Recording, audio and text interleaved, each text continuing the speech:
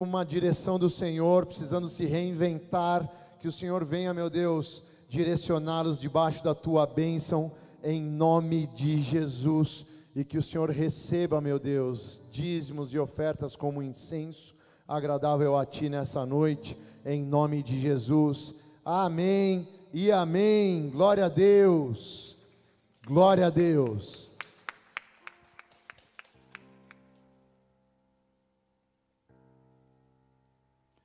Glória a Deus. Antes de nós já entrarmos na palavra, quero te convidar a mandar esse link para um convidado. Manda esse link para alguém da sua lista do WhatsApp ou do Instagram. Pega o link aqui do YouTube, vamos convidando, ó. Tem 88 pessoas, vamos bater 100 pessoas pelo menos, 100 famílias, 100 casas. É uma forma de você levar essa palavra dessa noite que está poderosa para uma dessas famílias. Enquanto isso, eu te peço para fechar os teus olhos.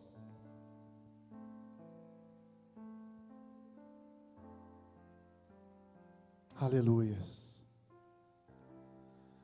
Pai, nós te louvamos, te agradecemos por essa noite, pela liberdade que nós temos em ti, te louvamos por esta data tão especial nas nossas vidas, porque é Páscoa, porque o Senhor nos amou, porque o Senhor tem propósitos com cada um que está aqui, com cada um que está conectado, e nós te convidamos, Pai, que o Teu Espírito Santo venha ministrar os nossos corações, que o Teu Santo Espírito venha falar, meu Deus, profundamente, individualmente com cada um, que o Senhor possa revelar os Teus propósitos, que o Senhor possa trazer a revelação da Tua palavra e me conduzir nessa noite, em nome de Jesus. Eu me esvazio para que o Senhor cresça, para que o Senhor apareça e que o Seu nome seja glorificado, em nome de Jesus, amém e amém. Aplauda forte ao Senhor aí.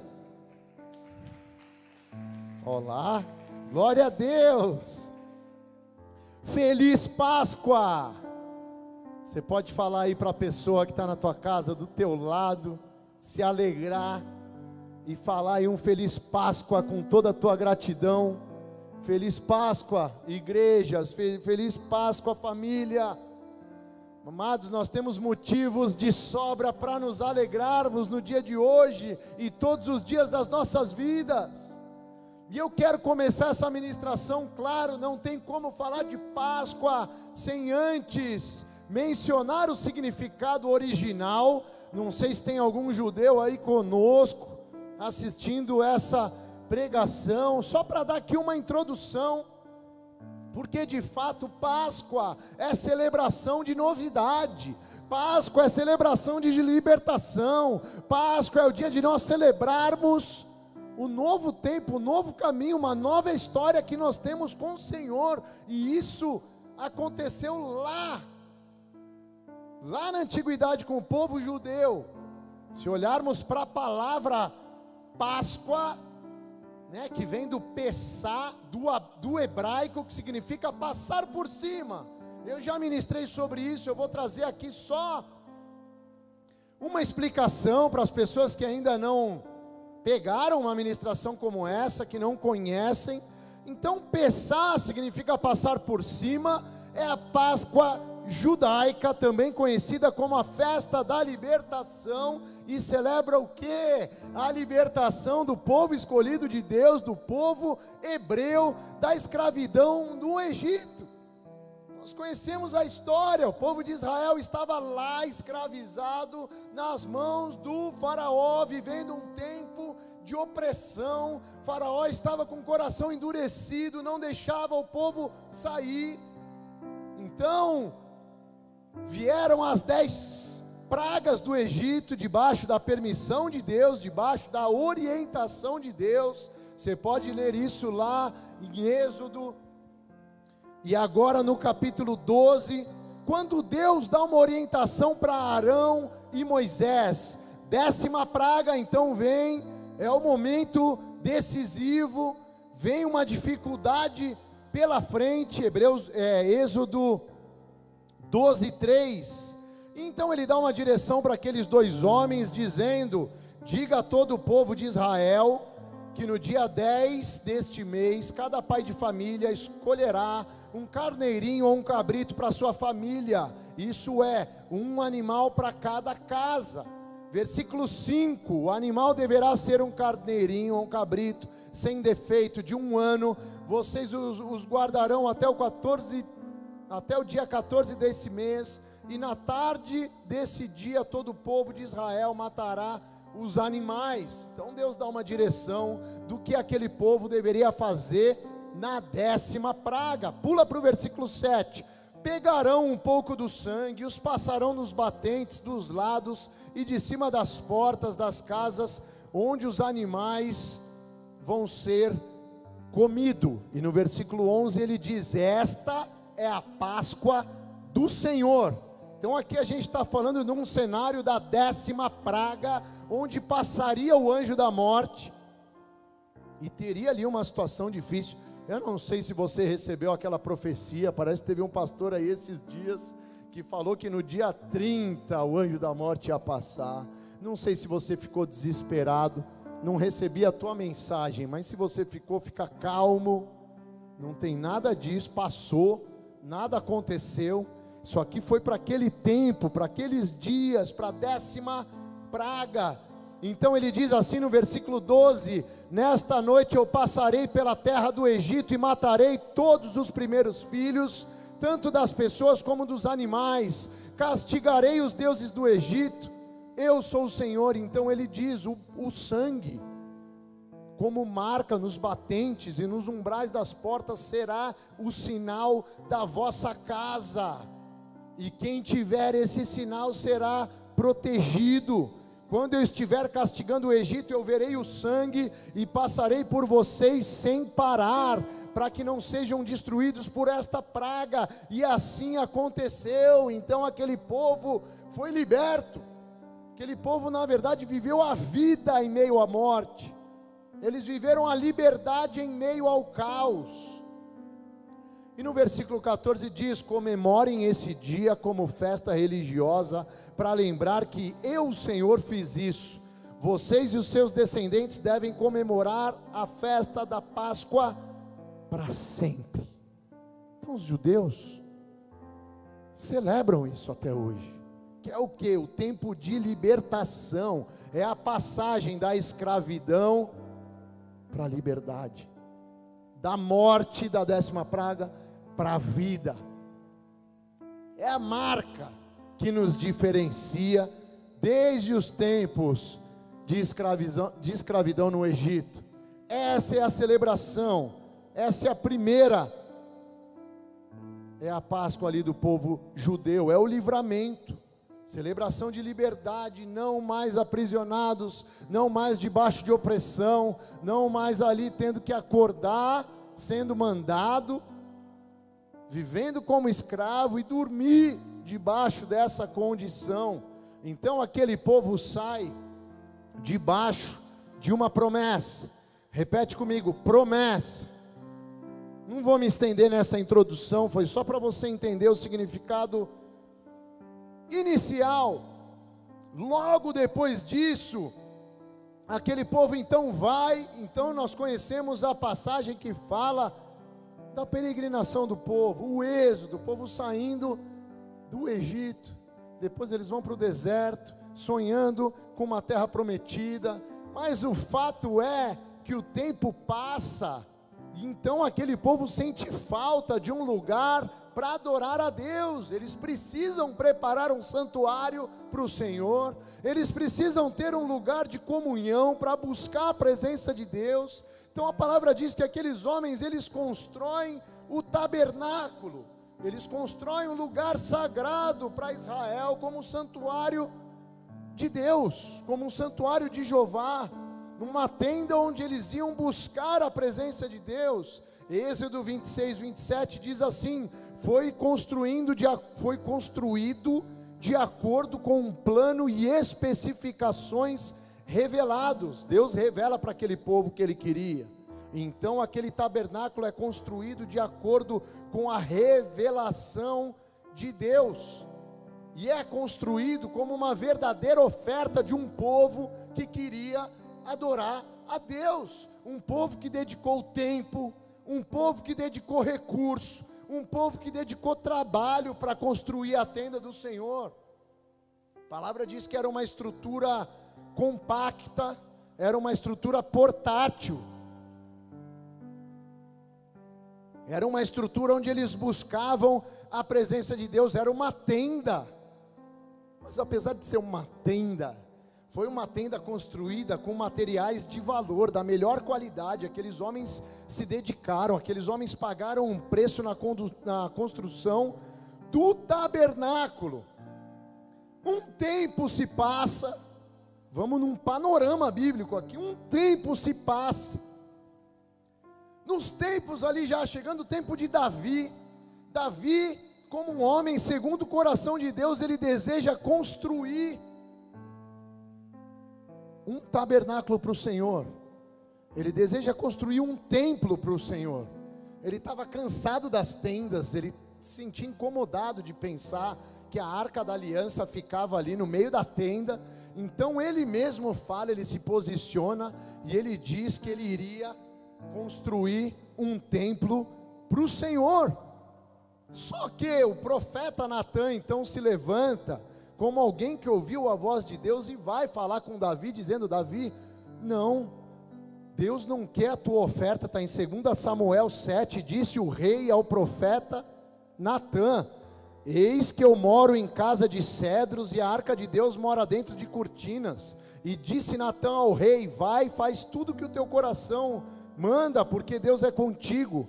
Porém sucedeu naquela mesma noite que a palavra do Senhor veio a Natã dizendo: vai ao teu servo Davi e diz: edificar-me-ás uma casa para minha habitação, porque em casa nenhuma habitei desde o dia em que fiz subir os filhos de Israel do Egito. Então Natã entra num questionamento com Davi, dizendo: por que você quer construir um templo para o Senhor? Vamos consultar Deus direito, deixa eu ver se Deus está nesse negócio.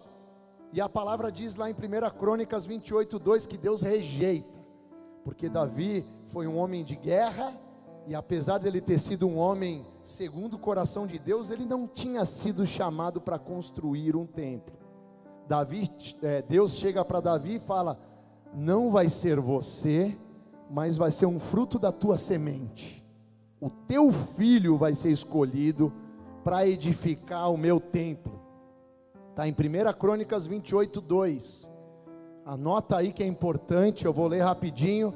Pôs-se Davi em pé e disse: ouvi-me, irmãos meus, o povo meu, em meu coração tinha o propósito de edificar uma casa de repouso para a arca da aliança, e eu tinha feito preparo para edificar. Ele já tinha separado os recursos, porém Deus me disse: não edificarás uma casa em meu nome, porque és homem de guerra e derramaste muito sangue.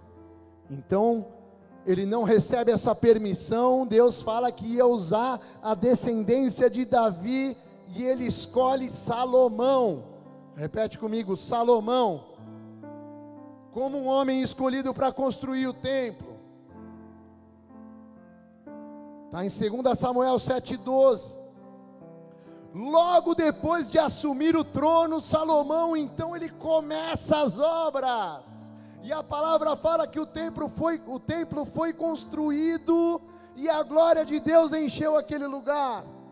Salomão foi um homem para construir algo que foi uma transição de uma tenda agora para um templo, onde Deus estava habitando. Todos conhecem a história do templo de Salomão. Não sei se você já foi, alguém já foi aqui no templo de Salomão. Não é esse aqui da Zona Leste. Eu já fui lá visitar, muito bem feito. Eles eram clientes da empresa que eu trabalho, são clientes. Igualzinho, eles fizeram uma réplica. A gente podia combinar, né, depois da pandemia, de ir lá, porque tem um tour muito legal. Você entra lá no átrio, você vê como que é o pátio, detalhes, uma aula. Santo lugar, Santo dos Santos, Arca da Aliança, tudo lá dentro. O fato é que eles tentaram, replicar, levaram a sério, inclusive, quando eles fizeram ali a Arca da Aliança, também de ouro, com doação de pessoas, os fiéis ali também entraram nessa onda, né?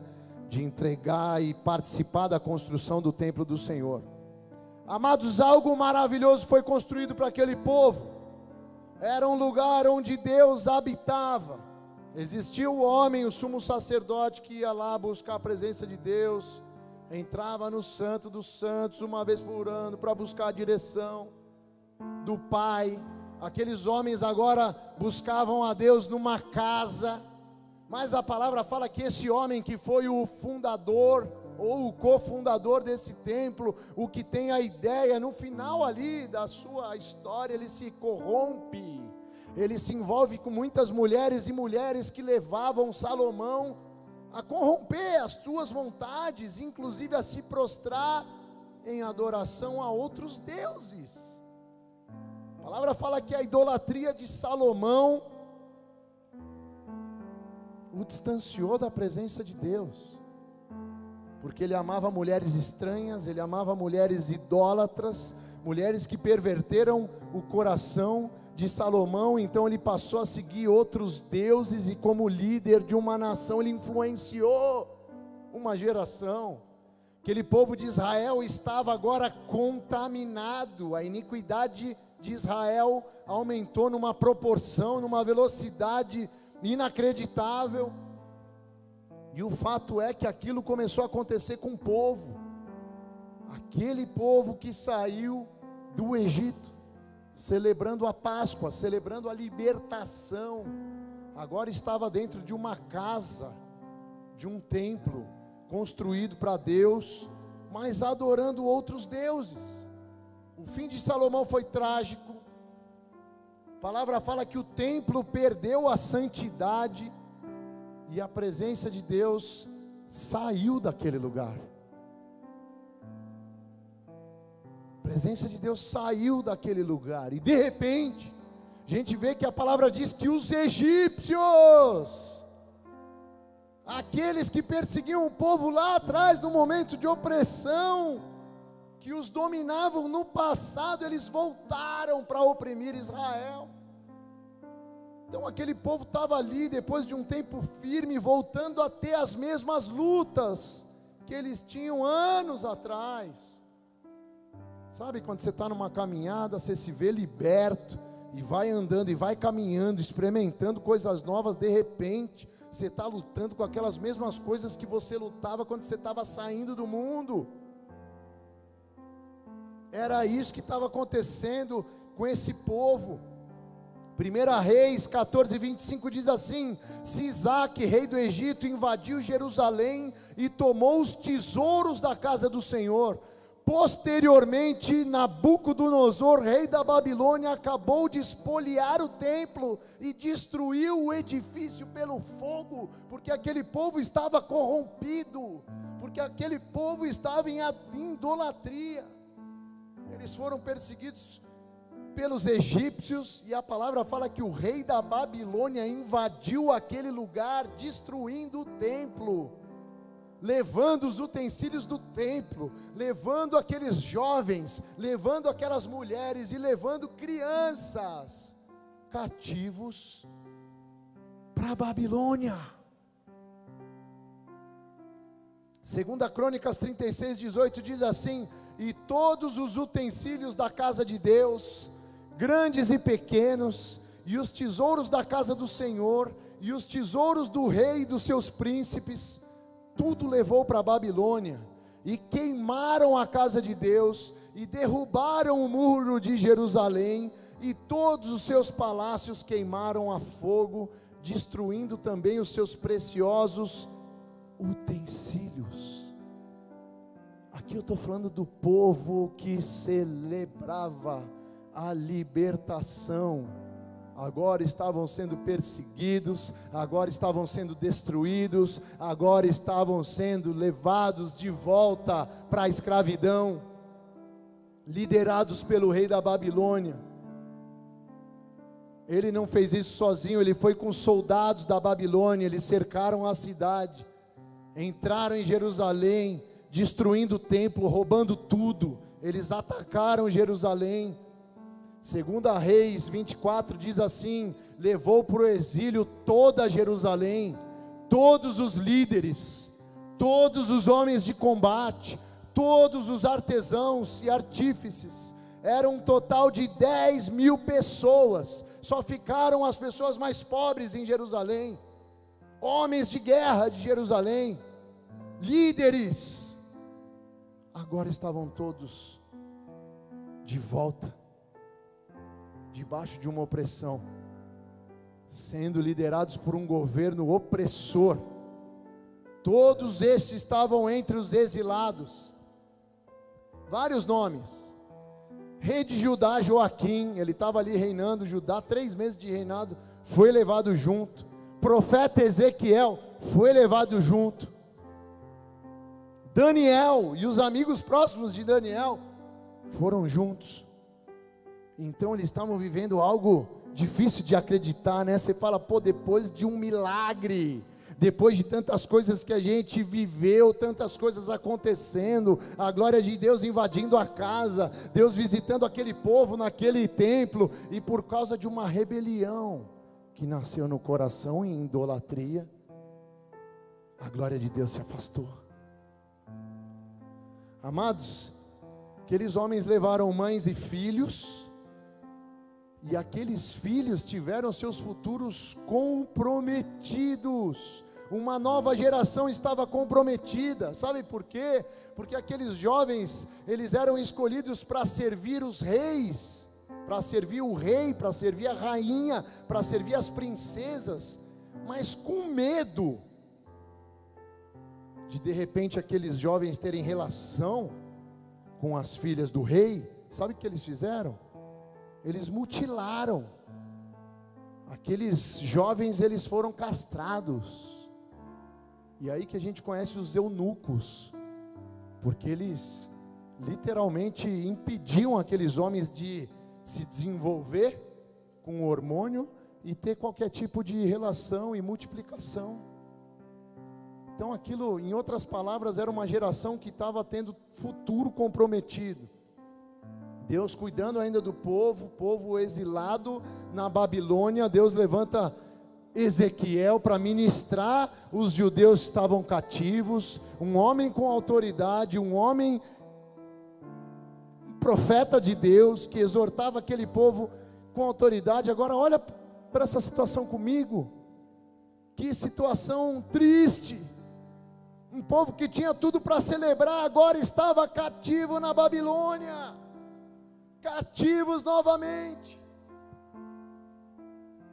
porque se prostraram a outros deuses, porque olharam para o lado, porque não souberam esperar, porque não souberam confiar. E isso é tão claro na palavra de Deus, porque Deus usa Ezequiel lá no capítulo 8, já no momento final do exílio. Eles estão prontos para voltar para Jerusalém. Ezequiel tem uma visão, ele fala nessa visão que Deus, o Espírito, levantou-o entre o céu e a terra numa visão, e o transportou para Jerusalém. Então esse homem conta nessa passagem, que ele teve uma visão, e Deus o levava para Jerusalém, naquele templo, e mostrava as iniquidades daquele povo. Ele diz ali, transportou-me a Jerusalém até a entrada do porão norte, onde havia um grande ídolo, que tinha provocado o ciúme do Senhor. De repente a glória do Deus de Israel apareceu ali, tal como vira antes do vale, e disse-me: homem mortal, olha em direção ao norte. Então olhei, e estava o ídolo. Acrescentou a seguir: homem mortal, está a ver o que eles estão a fazer? Vês os grandes pecados que o povo de Israel está a praticar aqui mesmo, para me afastar do meu santuário? Vou te mostrar pecados ainda mais abomináveis. Então Deus começa a dar revelação de tudo que estava acontecendo ali, dos deuses que aqueles homens adoravam, das práticas pecaminosas que aqueles homens tinham, e eles achavam que estavam escondendo de Deus. Talvez eles escondiam de homens, mas os olhos de Deus estão em todos os lugares. Deixa eu te falar algo, os olhos de Deus estão em todos os lugares, estão em todos os momentos. Ele conhece o nosso coração, Ele sabe a motivação do nosso coração, como que você tem andado, o que você tem adorado, amado. A palavra de Deus diz: amar ao Senhor teu Deus, de todo o teu coração, toda a tua alma, todo o teu entendimento. Primeiro grande mandamento: ama o teu Deus de todo o teu coração. Será que existem ídolos aí na tua vida? Será que você tem buscado aí mais alguma outra coisa ao invés da presença de Deus? Isso aqui, Deus está trazendo uma visão e mostrando que de forma sutil, homens se corromperam e se prostraram para adorar outros deuses. E ele continua dizendo: vou te mostrar pecados piores e pecados piores. Então ele leva, versículo 16, para o pátio interior do templo. Entre o pórtico e o altar de bronze estavam cerca de 25 homens de pé, de costas voltadas para o templo do Senhor, virados para o oriente e adorando o sol. E Deus continua revelando várias outras coisas, para mostrar que o povo estava ali fisicamente, adorando com os lábios, mas o coração estava diante da presença de Deus. Como que você tem adorado ao Senhor? Como que está a tua vida? Porque não são só as palavras, não é só o cântico que sai dos teus lábios, mas é o teu coração. Que Deus estava revelando para esse homem é que existia um povo ali que era chamado de líder, existiam homens que eram reconhecidos como sacerdotes, que estavam no templo, mas eles estavam de costas para a vontade de Deus, adorando outros deuses, distantes da presença do Senhor, e agora escravizados. Daí a palavra diz que 70 anos de escravidão na Babilônia, exilados, de repente Deus traz de volta. Eles aprenderam, eles viveram ali. Sabe aquele momento que você não entende por que eu estou vivendo isso, por que isso está acontecendo? Consequências das atitudes erradas daquele povo. Então o povo volta. A palavra fala em Esdras 2:1. Esdras, outro homem também, que estava aqui nessa missão. Em Esdras, você pode ler na tua casa, a palavra fala do retorno dos judeus para Jerusalém. Depois do cativeiro, então eles voltam, como alguém que vai viver uma restituição, no mesmo lugar onde o templo havia sido derrubado, destruído. Eles voltam com uma missão de reconstruir o templo. Repete comigo: reconstruir. Aonde que era? No Monte Moriá. Era onde foi construído o templo de Salomão, foi onde Abraão foi chamado para entregar a tua oferta, foi chamado para entregar o próprio filho Isaac. Monte Moriá, e era ali que eles estavam sendo chamados para reconstruir o templo do Senhor. Então a palavra de Deus diz que líderes de Judá e de Benjamim e os vizinhos e aquele povo então começa a participar quando eles voltam, e eles levam utensílios pessoais, eles levam as suas ofertas de prata, de ouro, e eles então começam uma reconstrução, e acontece ali a reconstrução do templo de Zorobabel. Esdras 6:15 diz assim: o templo foi concluído no 3º dia do mês de Adar, no 6º ano do reinado do rei Dário, e todo o povo de Israel, sacerdotes, levitas, dos exilados, celebraram com alegria a dedicação do templo do Senhor. E no 14º dia do 1º mês, eles celebram ali então a Páscoa. Deixa eu abrir um parênteses aqui, amados. Quando a gente olha para a história desse povo, toda vez que eu vou meditar, olhando para a situação desse povo, eu vejo um povo que vivia os altos e baixos, Um dia o povo estava muito bem, um dia um povo estava firme, um dia o povo estava crendo, outro dia o povo estava desanimado, murmurando, se prostrando, se inclinando a adorar outros deuses. Um dia aquele povo cheio de promessas, um povo que Deus escolheu, um povo que Deus entregou uma missão, um povo que Deus derramou ali uma unção, um amor especial. Era um povo que estava inconstante em seus caminhos. A gente vê então um povo tendo mais uma chance, porque a gente serve um Deus que sempre nos dá mais uma chance. Eu não sei como você entrou hoje nesse culto, eu não sei como você entrou aqui nessa transmissão. Talvez você pensou em desistir, talvez você não queria estar aqui participando desse culto, mas Deus te colocou aqui nessa noite para te falar que Ele não desiste de você. Talvez você se sinta um derrotado como esse povo se sentia, de ter feito tanta coisa errada, sabendo que era escolhido, eles continuavam batendo cabeça, mas Deus não desistiu deles. Deus continuou dando chance, Deus continuou derramando esperança. Saiba que Ele te ama, saiba que Ele te escolheu, saiba que Ele quer te usar, mas Ele quer endireitar os teus caminhos nessa noite. Ele estava então aqui endireitando o caminho desse povo. Agora um novo tempo, povo que saiu do exílio, reconstruiu e estava ali recomeçando. Amados, a palavra fala que Deus recebe essa oferta de amor. Apesar do templo ter sido reconstruído com acabamentos mais simples, não eram acabamentos tão ricos como no primeiro templo, foi reconstruído e foi reconstruído com amor. Daí depois de 450, 500 anos, o templo já estava ali meio, precisando de uma reforma. 16 anos antes de Cristo, o templo foi renovado, meio que quase que reconstruído. Quem se lembra quando a gente alugou esse espaço aqui? Mesma coisa eu falar que a gente reformou, não sei, eu acho que a gente quase reconstruiu.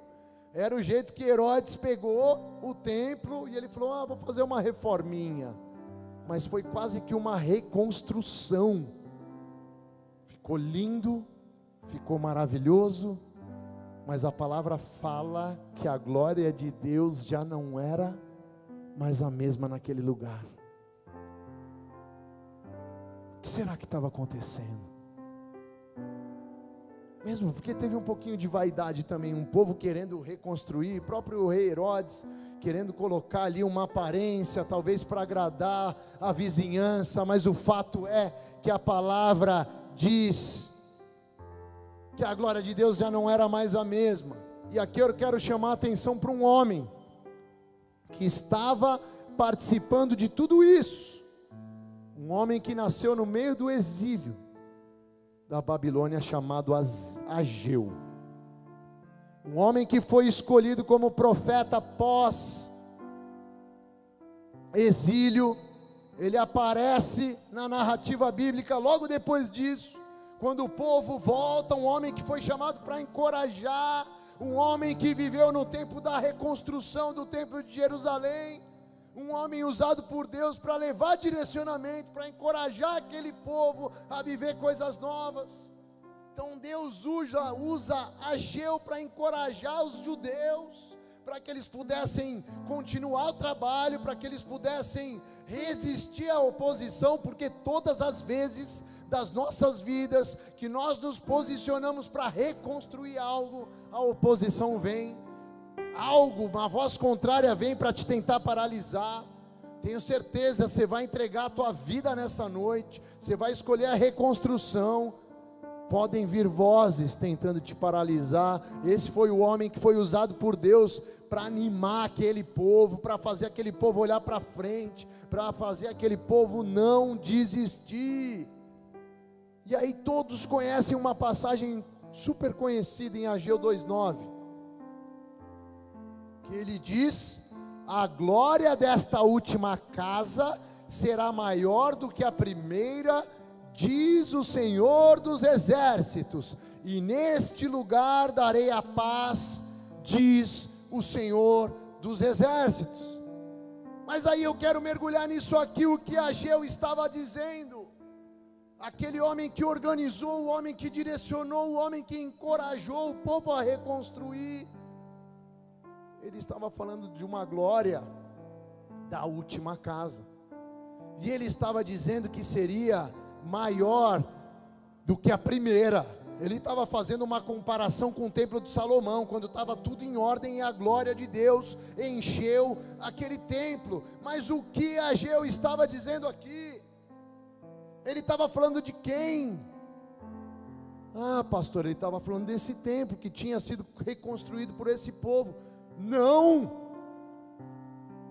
Foi um belo trabalho? Foi um belo trabalho. Mas esse templo que havia sido reconstruído, o próprio Senhor Jesus frequentou esse templo e Ele mesmo profetizou que esse templo seria destruído. Lucas 21:5 diz: alguns dos seus discípulos estavam comentando como o templo era adornado com lindas pedras e dádivas dedicadas a Deus.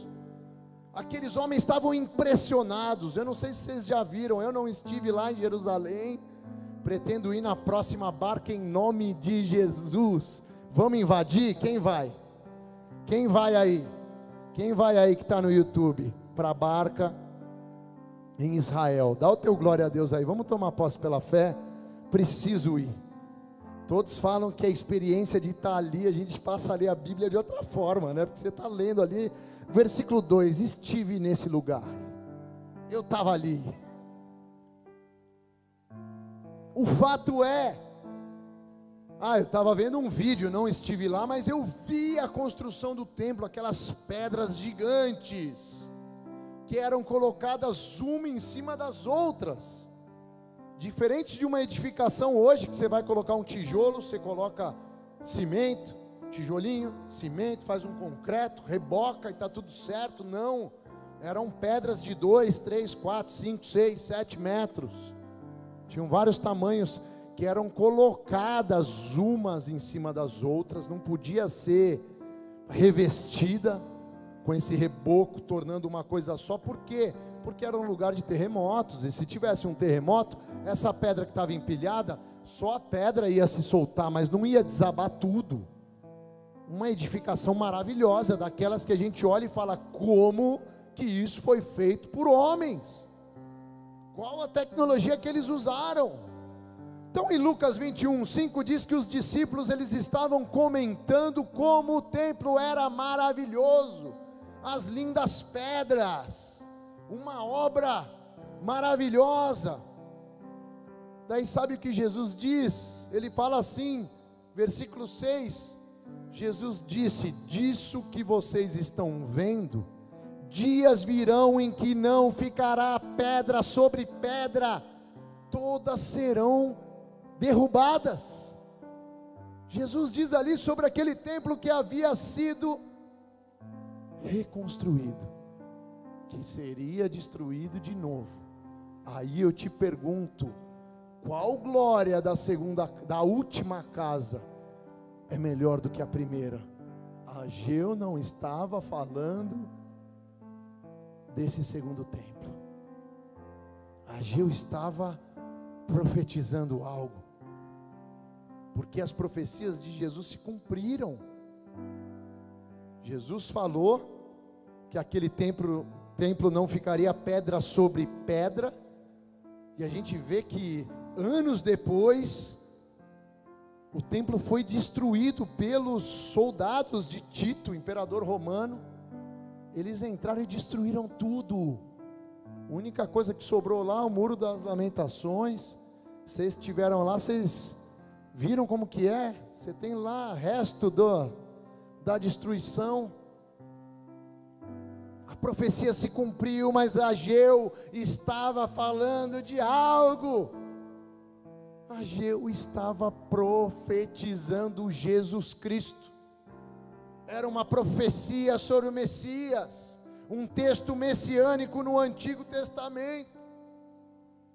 Ele está dizendo ali é que teria uma glória muito maior do que a primeira, uma vida muito diferente do que essa. Ele diz assim: e que o último é maior, é que o último e maior templo por meio do qual Deus manifestou a sua glória foi através de Jesus Cristo. E próprio Jesus diz lá em João 2,19, ele diz assim: derribai este templo e em 3 dias o levantarei. Jesus, ele costumava ir a Jerusalém. Jesus costumava ir no templo, principalmente nos dias das grandes festas, porque ele ia lá buscar a presença de Deus. Em João 2,18, abre aí, acompanha comigo, João 2, a partir do versículo 13, a palavra fala que estava chegando a Páscoa dos judeus. Então Jesus vai no sentido de Jerusalém, com o objetivo de buscar a presença do Pai. Então quando ele chega ali, na porta do templo, o que ele encontra? Cambistas, comerciantes, homens que vendiam e faziam daquilo um verdadeiro comércio. Eles tinham um costume, esses cambistas, eles vendiam uma moedinha. Sabe quando você vai numa festa, você tem que comprar a fichinha para poder participar da festa e consumir? Aqueles homens vendiam uma moeda específica, e você só podia usar essa moeda específica dentro do templo, então você tinha que comprar lá fora. Homens também vendiam animais para sacrifício. Quando Jesus chega ali e vê tudo aquilo, ele expulsa todo mundo. Ele fica indignado, ele fala: como assim vocês fazem da casa do meu pai esse comércio? Não façam isso. E o fato é que ele continua, mas algo está prestes a ser revelado. No versículo 18 diz assim: responderam pois os judeus e disseram-lhe: que sinais nos mostra para fazeres isto? Jesus respondeu: derribai este templo e em 3 dias o levantarei. Disseram pois os judeus: em 46 anos foi edificado esse templo, e tu o levantarás em 3 dias? Mas Jesus estava falando do seu corpo. Quando pois ressuscitou dentre os mortos, os seus discípulos lembraram-se de que lhes dissera isto, e creram na escritura e na palavra que Jesus tinha dito.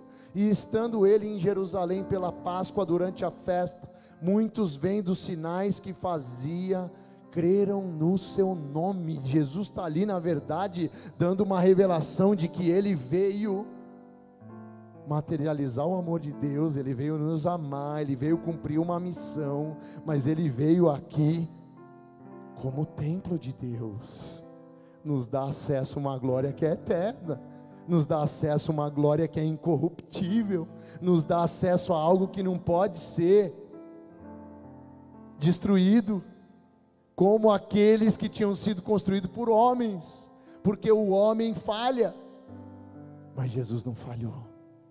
Ele não falha, Deus não falha, Deus não mente, Deus não é homem para mentir, nem filho do homem para se arrepender. E aqui eu também falo com pessoas que talvez se decepcionaram com homens e por causa da decepção se afastaram da presença de Deus. Deixa eu te falar algo: Jesus veio em carne como um homem. Você sabe o que isso quer dizer? Que ele se sujeitou aqui a viver como eu vivo e você vive, em carne como um homem. Belisca aí seu braço, você não sente dor? Jesus sentia dor. Me lembro de um aconselhamento, e a ovelha falou: tá pastor, mas ele era Deus, ele não veio assim, com poderes especiais. Filho de Deus, mas ele veio como homem. Ele só viveu o que ele viveu porque ele escolheu buscar a presença de Deus, andar na presença de Deus, jejuar, gastar tempo de oração, 4, 5 horas por dia ali orando, jejuando e buscando a presença de Deus. Por isso ele não pecou, mas ele estava sujeito a isso. Por isso que ele foi tentado pelo diabo no deserto, depois dos 40 dias. de jejum, mas ele resistiu ao diabo, e o diabo fugiu dele. E nesse momento então, ele está aqui revelando aquela profecia de Ageu, como o templo verdadeiro de Deus, como aquele que traz a glória verdadeira do Pai, como aquele que nos dá acesso a esse templo, como aquele que nos dá acesso a essa presença incorruptível, a presença que não se corrompe, o templo onde não há corrupção. Jesus, ele estava falando de si mesmo. Quando ele falou em 3 dias, ele estava falando dele mesmo. Ele disse assim: derribai esse templo e em 3 dias o levantarei. Ele estava falando da sua morte, e ele estava falando da sua ressurreição. Ele estava falando do acesso que nós temos ao Pai através dele. Ele está falando de um novo tempo da humanidade, de ter acesso a isso em Jesus, de ter essa comunhão plena com o Pai, de não depender mais de qualquer outro intermediador, porque só existe um intermediador entre Deus e os homens, Jesus Cristo, aquele que é o caminho, a verdade e a vida. Você pode aplaudir ao Senhor por isso aí?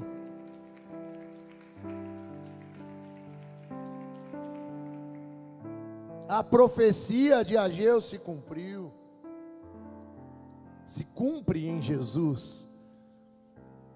Aquilo que Jesus falou se cumpriu. Ele estava falando dele mesmo, ele estava falando que ele ia morrer, que ele ia ressuscitar. Ele estava ali, em outras palavras, dizendo que ele é o templo. Jesus é o templo, Jesus é o sumo sacerdote, Jesus é o sacrifício, Jesus é o preço que foi pago, Jesus é a glória de Deus, Jesus é a Páscoa. No passado eles dependiam do sangue daquele carneirinho. O que ele está dizendo aqui é: no meu sangue que vocês têm a proteção, é no meu sangue que vocês têm a salvação, é no meu sangue que vocês têm a liberdade, no meu sangue que vocês têm acesso ao trono de Deus, no meu sangue que vocês têm a libertação, porque Jesus é a Páscoa. Jesus é a Páscoa. João 11:25 diz assim: disse-lhe Jesus: eu sou a ressurreição e a vida, aquele que crê em mim, ainda que morra, viverá. Ele está dizendo assim: agora vocês têm acesso direto à eternidade em mim. Vocês têm acesso à ressurreição, de viver uma vida nova aqui nessa terra. Mas se de repente vocês perderem a vida nessa terra, a vida eterna nos braços do Pai. Amados, a glória do primeiro tempo era material. A glória que Ageu estava falando aqui do segundo templo é espiritual. É a glória de Deus materializada em Jesus. A Páscoa cristã é a maior ação de Deus. Que data especial! E muitas vezes passa batido. Por isso eu quero te convidar a se alegrar nessa noite, porque em Jesus nós temos esse acesso à transformação. Em Jesus nós fomos transformados. Em Jesus tudo se faz novo. E você precisa se alegrar por isso. Porque se alguém está em Cristo, nova criatura é. As coisas velhas ficam para trás, tudo se faz novo. E Ele renova os nossos sonhos, Ele renova os teus planos, Ele renova aí todo o sentimento que está no teu coração. Tudo se faz novo, tudo se faz novo, porque Deus nos amou e Ele ofereceu o seu único Filho como sacrifício no nosso lugar, em nosso favor. E essa ressurreição nos marca definitivamente. Nós somos marcados nesse poder de ressurreição. Sabe por quê, amados? Porque Jesus venceu. E a Páscoa é o dia de nós celebrarmos essa vitória, porque Ele venceu, Ele morreu, mas Ele ressuscitou. E Ele não está mais lá. Ele não está mais lá morto. Ele está vivo, Ele está aqui nesse lugar, Ele está na tua casa.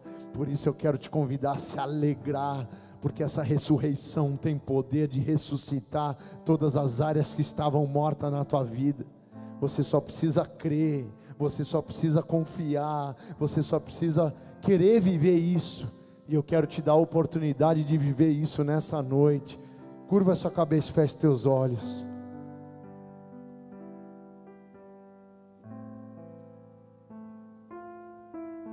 Eu quero te dar a oportunidade nesse domingo de Páscoa de viver uma experiência verdadeira de ressurreição em Cristo.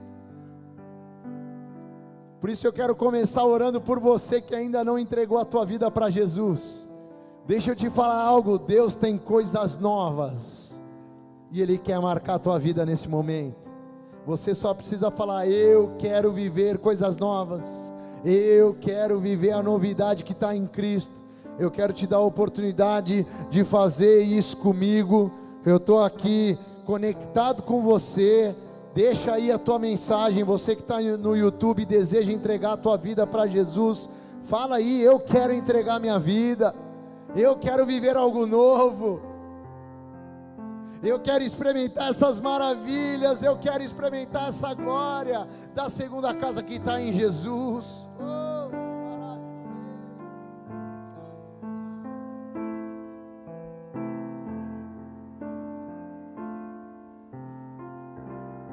Feche teus olhos, coloque a sua mão no teu coração. Você que deseja entregar a tua vida para Jesus, feche teus olhos, coloque a sua mão sobre o teu coração, porque não poderia ter data melhor para você fazer isso do que o dia que nós celebramos a ressurreição daquele que venceu a morte,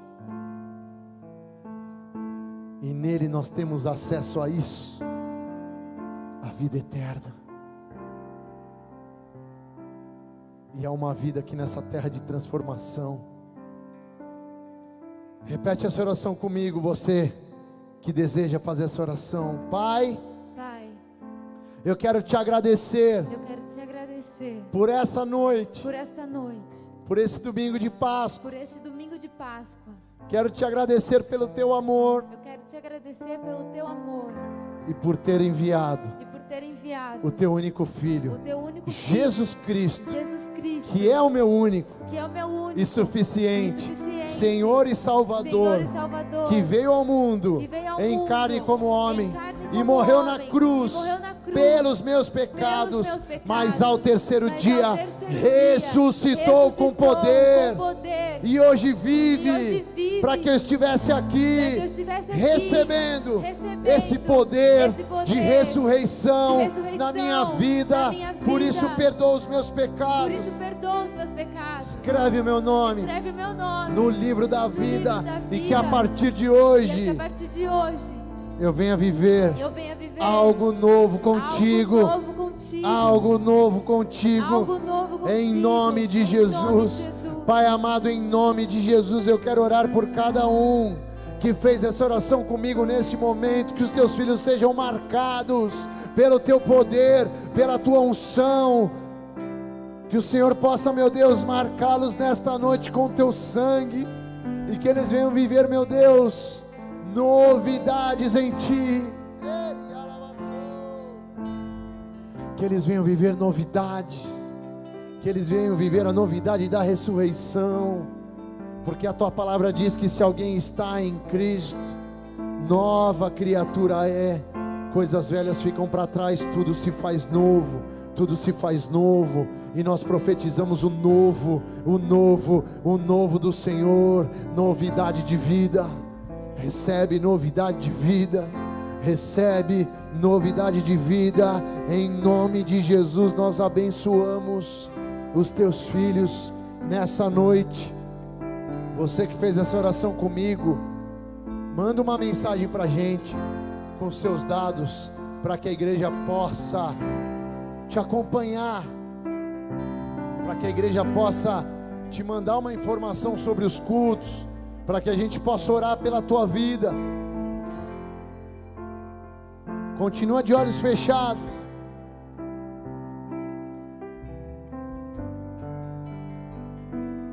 Amados, o que toda a palavra nos mostra é que o homem tinha necessidade da presença de Deus, então eles investem tempo, eles constroem templos, mas o homem acaba se corrompendo, o homem se distancia da presença de Deus. Então a história desse povo é marcada por altos e baixos, por construção, cativeiro, reconstrução, mas Deus nos ama de tal maneira que Ele resolve nos dar um caminho diferente. Ele nos dá livre acesso à presença dEle em Jesus Cristo.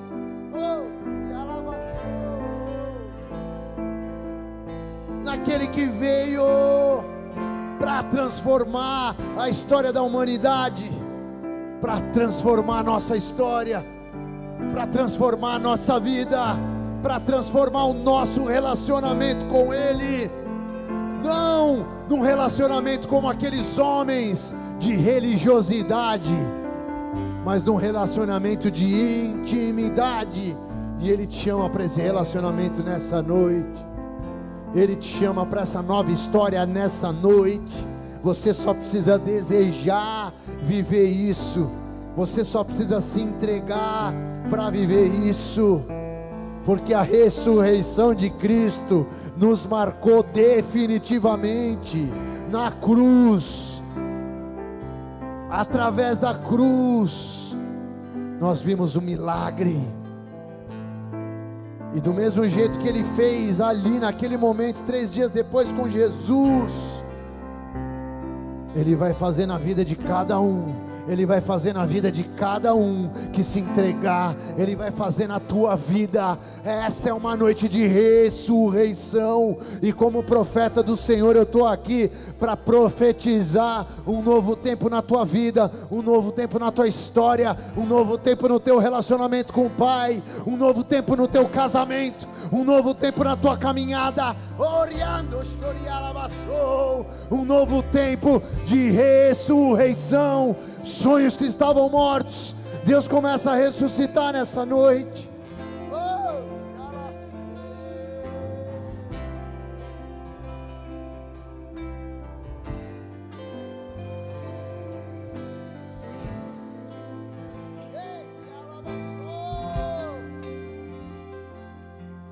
Pra sempre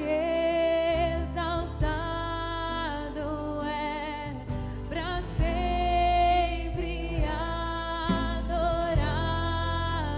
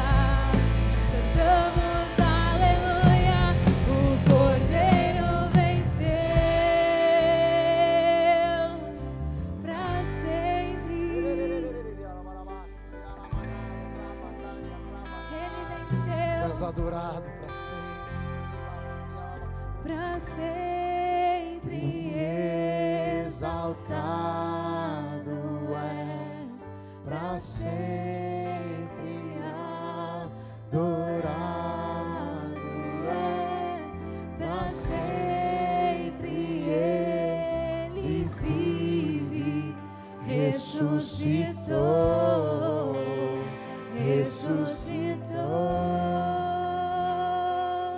Aleluia, nós te louvamos, Pai, nesta noite, te louvamos pela tua presença, e eu quero te falar, você que está aí conectado, recebendo essa palavra, porque Ele ressuscitou, e Ele vai ressuscitar muitas áreas da tua vida que estavam mortas, e essas áreas vão renascer na presença dEle. Ele ressuscita áreas que estavam mortas na tua vida, porque Ele tem esse poder, o poder de ressurreição está nele, esse poder está nele. Por isso receba nessa noite, toma posse em nome de Jesus, em nome de Jesus.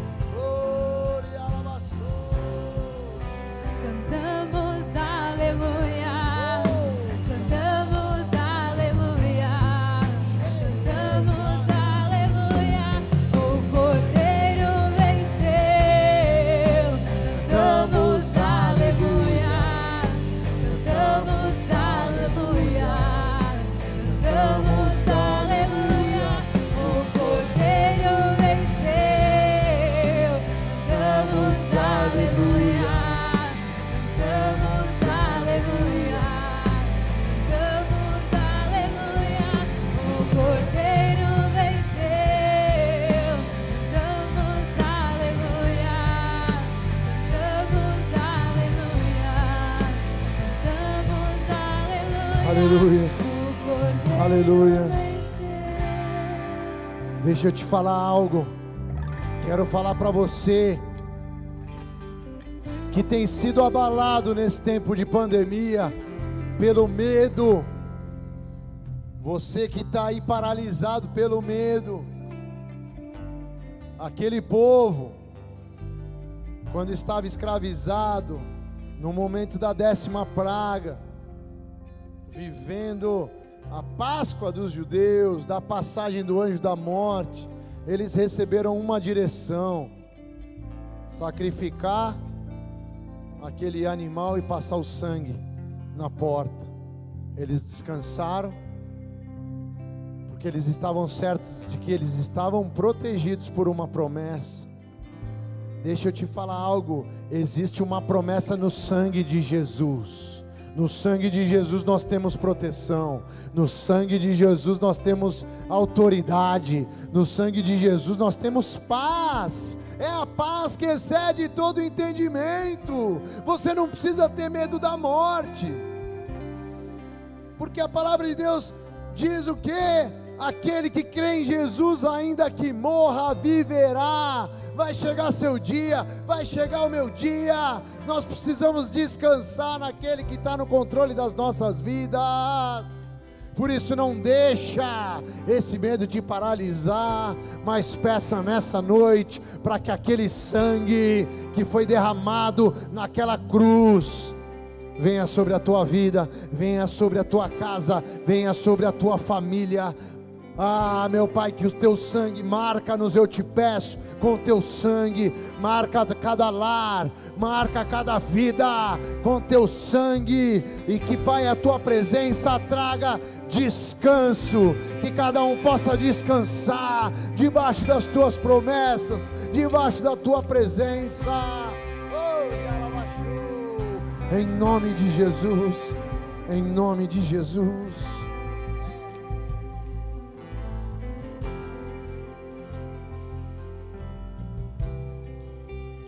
Cantamos aleluia, cantamos aleluia, cantamos aleluia, o Cordeiro venceu. Cantamos aleluia, cantamos aleluia.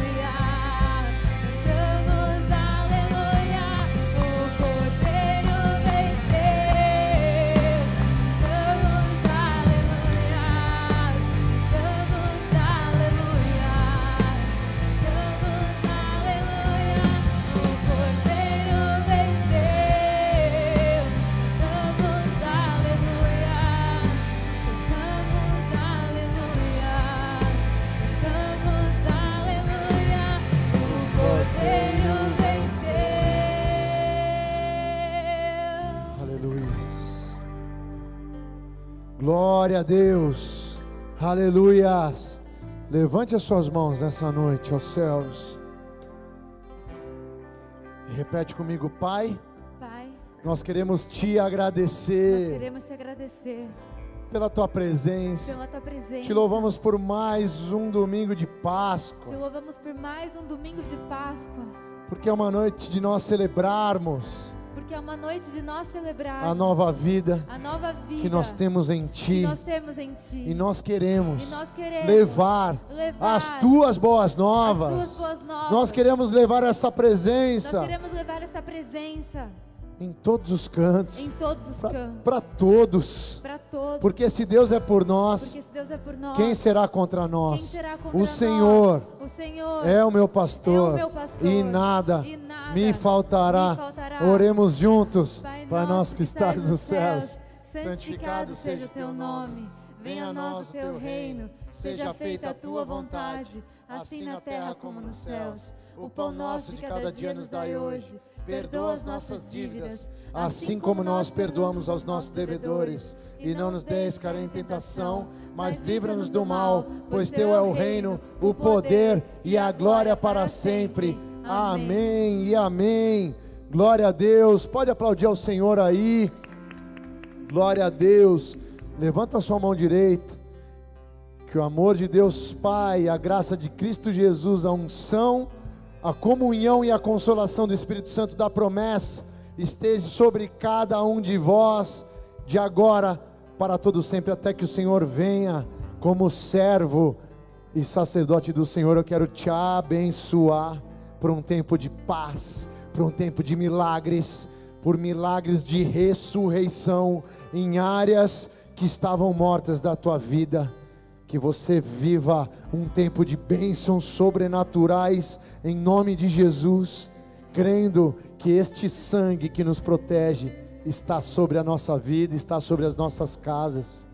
Que Deus te abençoe poderosamente, que todos tenham uma semana na presença de Deus e que você possa levar essa mensagem, que você possa falar do amor de Deus e impactar todas as pessoas que estiverem à tua volta. Deus te abençoe, feliz Páscoa, amo vocês em Cristo, glória a Deus. Pra sempre exaltado é, pra sempre adorado é, pra sempre Ele vive, ressuscitou,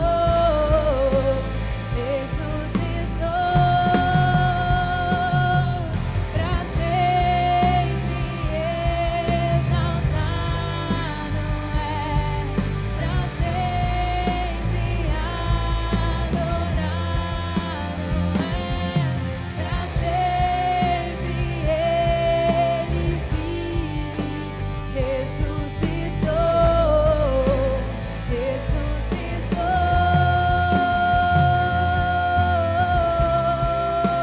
cantamos aleluia, cantamos aleluia, cantamos aleluia, o Cordeiro